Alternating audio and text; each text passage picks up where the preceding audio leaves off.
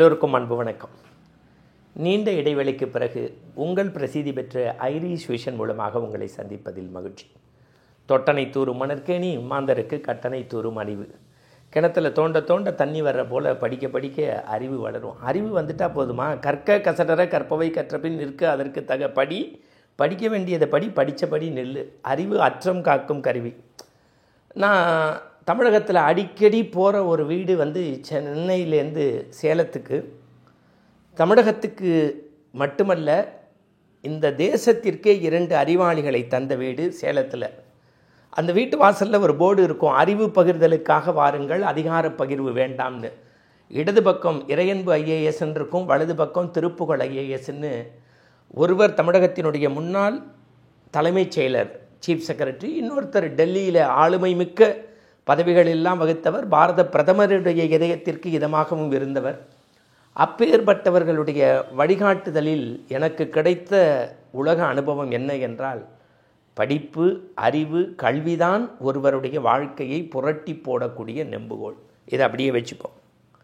நான் அடிக்கடி இறையன்பு சார்கிட்ட பேசும்போதும் சரி, இல்லை நம்முடைய தமிழகத்தின் தலை சிறந்த பேச்சாளர்களாகிய என்னுடைய அருமை சகோதரிகள், வணக்கத்திற்குரிய வழக்கறிஞர் சுமதியாக இருக்கட்டும், இல்லது மரியாதைக்குரிய பாரதி பாஸ்கர் மேடமாக இருக்கட்டும், இல்லை ஊடகத்துறையில் மின்னி மிளிரக்கூடிய ரங்கராஜ் பாண்டே சார்ட்டையாக இருக்கட்டும், இல்லை எழுதுகோள் தெய்வமாக இருக்கக்கூடிய நம்முடைய கீழாம்பூர் கலைமகள் ஆசிரியர்கிட்டையோ, இல்லை மைப்பா நாராயணன்ட்டையோ, இல்லை துக்ளக் ஆசிரியருடைய குருமூர்த்தி சார்கிட்ட பேசும்போதோ, இல்லை டிவிஎஸ் நிறுவனத்துடைய வைஸ் பிரசிடெண்ட் முன்னாள் மரியாதைக்குரிய வெங்கட்ராமன் சார்கிட்ட பேசும்போதோ, இல்லை அண்மையில் நான் பார்த்து வியந்த ஜோகோவுடைய சேர்மன் ஸ்ரீதர் வேம்பு சார்ட்டையோ, அல்லது ஆனந்த் ஐயாச்சாமின்னு சொல்லிட்டு ஸ்டார்ட் அப்லாம் வச்சு அமெரிக்காவில் அதையெல்லாம் விட்டுட்டு இந்தியாவை புதிய இந்தியாவாக ஆக்க வேண்டும் என்று நினைக்கக்கூடிய தொழில் வல்லுநராகட்டும், இல்லை மனிதவள மேம்பாட்டில் தனக்குன்னு தனி முத்திரையை படிக்கக்கூடிய பில்டு ஹெச்ஆருடைய லக்ஷ்மி நாராயணன் ஆகட்டும், தமிழ் வளர்ச்சித்துறையினுடைய இயக்குனர் டாக்டர் அவ்வை நடராஜனாக இருக்கட்டும்,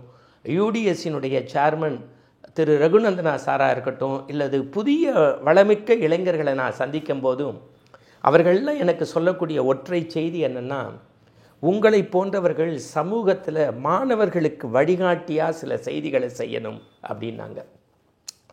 நான் அடிக்கடி தமிழ்நாட்டில் இருக்கக்கூடிய முன்னாள் ஐஏஎஸ் அதிகாரி நம்ம பிச்சாண்டி சார், நம்முடைய ஆர்எம்கே காலேஜுடைய சேர்மன், சாய்ராம் காலேஜ் சேர்மன், நம்முடைய திருச்சியில் இருக்க சௌடாம்பிகா ஸ்கூலுடைய சேர்மன், நிறைய பள்ளி கல்லூரி தாளாளர்களோட அவங்களுடைய கல்லூரி விழா, தன்னம்பிக்கை விழா, இண்டக்ஷனு, கான்வகேஷன், ஸ்போர்ட்ஸ் டே, அப்படி நிறைய போகிறதுனால எனக்கு கல்வி சூழ்நிலை சார்ந்த நிறைய அன்பர்கள் உண்டு. இவங்க எல்லாரும் சொல்கிறது, அடுத்த தலைமுறைக்கு மாணவர்களுக்கு நீங்கள் ஏதாவது உந்து சக்தியாக அடிக்கடி செய்யணும் அப்படிம்பாங்க. நான் என்ன செய்ய முடியும்? நல்ல விஷயங்களை பேச முடியும், எழுத்துக்களை சொல்ல முடியும், நல்ல அனுபவங்களை பகிர்ந்துக்க முடியும். ஆனால் அண்மையில் நான் கண்ணீர் மல்கச் சொல்கின்றேன் என் தோழர்களே, அண்மையில் நான் அமெரிக்க நாட்டுக்கும் லண்டன் நகரத்திற்கும் கனடா நாட்டிற்கும் ஒரு 1.5 மாத காலம் சுற்றுப்பயணம் செய்யக்கூடிய வாய்ப்பு இறையருளால் கிடைச்சது. சான் ஃப்ரான்சிஸ்கோவில் ஆரம்பித்து நியூ ஜெர்சி வரைக்கும் பயணப்பட்டேன். கனடா போயிருந்தேன், லண்டனில் வால்தாம்ஸ்ட்ரோ போயிருந்தேன். அங்கே ஏராளமான இந்திய இளைஞர்களை என்னால் சந்திக்க முடிஞ்சது. ஒவ்வொருத்தர் கணினித்துறையாக இருக்கட்டும், மெக்கானிக்கல் இன்ஜினியரிங்காக இருக்கட்டும், இல்லை சிவில் இன்ஜினியராக இருக்கட்டும், அவங்கவுங்க துறையில் அவங்கவுங்க மின்னி மிளிர்றாங்க. எல்லாருமே சாதாரண குடும்பத்திலிருந்து மேலே வந்திருக்காங்க. அவங்களுக்கெல்லாம் அவங்க வாழ்க்கையில் திருப்பு முனையாக அமைந்தது கல்லூரி கால வசந்த வாழ்க்கை. அந்த கல்லூரி படிப்பு இருக்குது பாருங்கள், அதுதான். அப்போ நான் என்ன செய்யலான்னு முடிவு பண்ணேன், இந்த ஆண்டு எல்லாரும் +2 முடித்தோன்னே கல்வி நிலையத்திற்கு போகணும். மிகப்பெரிய படித்தவர்கள் அல்லது கிராமத்தில் இருக்கக்கூடிய என்னுடைய மரியாதைக்குரிய சகோதர சகோதரிகள் கூட தங்கள் பிள்ளைகளுக்கு எந்த கல்வி நிறுவனத்தில் பிள்ளைகளை சேர்ப்பது என்கின்ற ஒரு பெரிய ஏக்க பெருமூச்சு, எதை எடுப்பது, எதை தேடுவது என்கின்ற ஒரு மிகப்பெரிய தடுமாற்றம் இருக்கிறது. ஒரு உணவு சமைக்கக்கூடிய காய்கறியை வாங்குறதுக்கு 10 முறை தேர்வு செய்கிறோம். குடிக்கக்கூடிய காப்பியில் இருக்கக்கூடிய பாலை 2 கடைக்கு 3 கடை ஏறி இறங்குறோம். சமையலுக்கு பயன்படுத்தக்கூடிய பொருட்களை 10 இடத்துல ஏறி இறங்குறோம். ஆனால் மனித குலத்தை மாற்றி அமைக்கக்கூடிய ஒரு குடும்பத்தின் வறுமையை நீக்கி வசந்த வாழ்வுக்கு ஒளியேற்றக்கூடிய கல்வியை பெற இருக்கக்கூடிய நிலையத்தில் அந்த எந்த நிலையத்தில் கல்வியை தேர்ந்தெடுக்கலாம் என்று பெற்றோர்களுக்கும் அடுத்த தலைமுறை இந்தியாவை வழிநடத்தக்கூடிய மாணவர்களுக்கும் ரொம்ப நுண்மான் நுழைபுட அறிவு தேவை. அந்த வகையிலே ஒரு வழிகாட்டியாக நான் இன்றைக்கு உங்களை அழைத்து போக இருக்கின்ற இடம் சென்னையின் புகழ்வாய்ந்த தாம்பரம் பகுதியில் இருக்கக்கூடிய சாய்ராம் பொறியியல் கல்லூரிக்கு. அந்த வளாகத்தை நீங்கள் இப்போ இந்த வீடியோவில் அப்படியே சுற்றி பார்க்குறீங்க. நான் பெற்றோர்களுக்கு செல்கிறேன், என் குழந்தையோடைய ஃப்ரெண்டு அந்த காலேஜில் படிக்கிறான், இவன் இந்த காலேஜில் படிக்கிறான், அண்ணா யூனிவர்சிட்டியில் இருக்கிறவர் ஒரு காலேஜை ரெஃபர் பண்ணார், இவர் இதை முதல்ல விட்டுருங்க. நீங்கள் போய் முதல்ல இணையதளத்தில் சர்ச் பண்ணி பாருங்கள். கல்வி நிலையங்களுக்கு நேரில் போங்க. குலதெய்வம் கோவிலுக்கு போகிறத விட பையனுக்காக ஒரு நாள் நேரம் ஒதுக்கி கல்வி நிலையத்துக்குள்ளே போங்க. அங்கே என்ன நடக்குது, எப்படி நடக்குதுங்கிறது கரியர் கைடன்ஸுக்குன்னு சில பேராசிரியர்களை நிர்ணயம் செஞ்சுருக்காங்க. வழிகாட்டியான ஆசிரியர்கள் இருக்காங்க. அலுவலகத்தில் உங்களுடைய அத்தனை ஐயங்களையும் போக்கக்கூடியவர்கள் இருக்காங்க. அந்த வகையில் இதை ஒரு வழிகாட்டி கைடாக வச்சுக்கிட்டு நீங்கள் போங்க. இப்போ நான் உங்களை அழைச்சிட்டு போகிறது புகழ்வாய்ந்த சென்னையினுடைய சாய்ராம் பொறியியல் கல்லூரிக்கு அழைச்சிட்டு போகிறேன். இந்த காலேஜோட எனக்கு நீண்ட தொடர்பு உண்டு. ஃபஸ்ட்டு இந்த காலேஜை பற்றி உங்களுக்கு சொல்லணும்னு நினைக்கிறேன். இங்கே படித்தா ஒரு பையன் இன்ஜினியர் ஆகிறானா, இல்லை மெக்கானிக்கலா, சாஃப்ட்வேரா, எலக்ட்ரிக்கல் அண்ட் எலக்ட்ரானிக்கா, ஐடியா, சிஎஸ்பிஎஸ்சியா, எதுலாம் எனக்கு தெரியாது. ஆனால் அவன் மனுஷனாக வெளியில் வரான். அவ்வளவு ஒரு ஸ்ட்ரக்சர்டாக பியூட்டிஃபுல்லான ஒரு கல்வி சூழல் வளாகம். இங்கே படிப்போடு எல்லாருக்கும் ஒரு EEE தராங்க. அது என்ன EEE? நீங்கள் சுற்றுச்சூழல்னு தமிழில் சொல்லுவோம். சூழல் நல்லா இருந்தால் தான் கல்வி நல்லா இருக்கும். அது இங்கே கிடைக்குது. எஜுகேஷன் இன்னொரு என்னென்னா எக்ஸ்பீரியன்ஸ். நல்ல தரமும் அனுபவமும் வாய்ந்த ஃபேக்கல்ட்டி இருக்காங்க. அது ரொம்ப முக்கியம். இன்ஜினியரிங் காலேஜை பொறுத்த வரைக்கும் ஃபேக்கல்ட்டி தான் ஃபஸ்ட்டு. இங்கே பெரும்பாலும் எல்லாரும் PhD.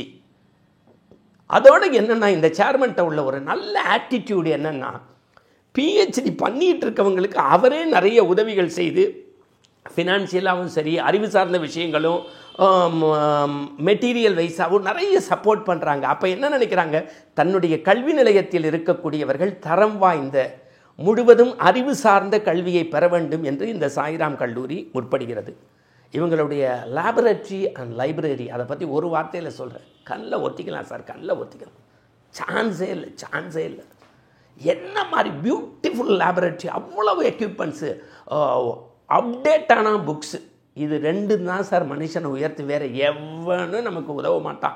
நம்மளை விட கோடீஸ்வரன் இருக்கலாம், நம்மளை விட அறிவாளி ஒருத்தன் இருக்கக்கூடாதுன்னா தரம் வாய்ந்த கல்வி நிலையங்களில் பிள்ளைங்க படிக்கணும். சரி, அதை தாண்டி இந்த பிள்ளைங்களுக்கு என்னென்னா கேம்பஸ். எல்லாரும் நம்ம குழந்தைங்க சொல்கிறோம் கொஞ்சம் ஸ்ட்ரிக்டாக இருக்காங்க, அப்படி இருக்காங்க, இப்படி இருக்காங்க. படித்து முடித்தோன்னே அவனுக்கு கேம்பஸில் டிகிரி சர்டிஃபிகேட் மாதிரி வேலைக்கு உத்தரவாதம் சார். அந்த கேம்பஸ்குள்ளே வராத MNCகள் கிடையாது.